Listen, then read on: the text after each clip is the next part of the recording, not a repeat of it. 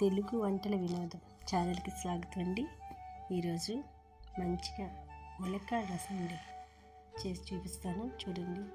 మనకి ఎక్కువగా ములక్కాడలు పిల్లలు తినడానికి ఇష్టపడరు కదండి. మాకు పెరట్లోని పక్క వాళ్ళది ములగ చెట్టు ఉందండి. వాళ్ళ కాడలు చిన్నవి పెద్దవి అన్నీ చెప్పేసి చాలా వరకు కోసేశారు.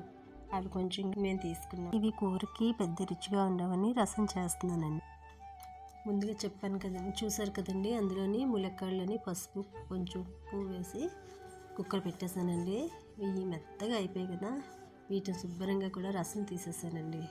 రసం తీసేసిన తర్వాత ఒక చింతపండు, చూసారా, కొంచెం చింతపండు మగ్గు తీసుకున్నానండి. ఈ రసం గిన్నెలో పెట్టుకున్నానండి. ఈ మగ్గు తీసుకున్నాను. ఇప్పుడు ఈ మగ్గు తీసుకున్న తర్వాత పోపు చూడండి. ఎండుమిర్చి, ఆవాలు, జీలకర్ర, మెంతులు. ఇందులో మెంతులు చాలా సువాసనతో మంచి రుచినిస్తుందండి. మెంతులు మాత్రం వేసుకోండి, చాలా బాగుంటుంది. వెల్లుల్లిపాయలు వేసాను కదండి. ఇందులో కొంచెం కరివేపాకు వేసాను. కొంచెం ఎక్కువగానే ఉల్లిపాయలు పొడవుగా పచ్చిమిర్చి చీలికలు చేసుకున్నాను. టమాటా ముక్కలు అవి కూడా ఈ పోపులోనే వేయిస్తానండి. చూడండి, ఈ పచ్చిమిర్చిలు, టమాటాలు, ఉల్లిపాయ ముక్కలు కూడా ఆ పోపులో వేసి వేయించుకుంటున్నానండి. వేరేగా కాకుండా అందులోనే వేసి కొంచెం మగ్గించుకోవాలి. ఇందులో కొంచెం సాల్టు, కారం, పసుపు కూడా వేసి మగ్గించుకుంటానండి.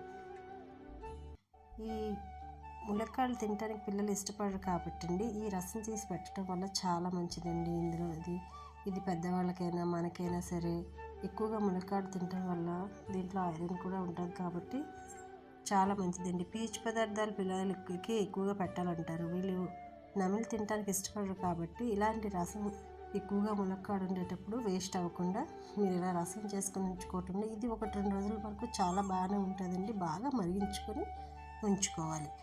దీని టేస్ట్ కూడా చాలా బాగుంటుందండి.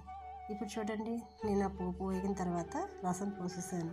ములక్కాడ రసం పోసిన తర్వాత అందులో మగ్గు వేరేగా వేసాను. చూడండి, ముందు రసం పోసాను, తర్వాత మగ్గు పోసాను.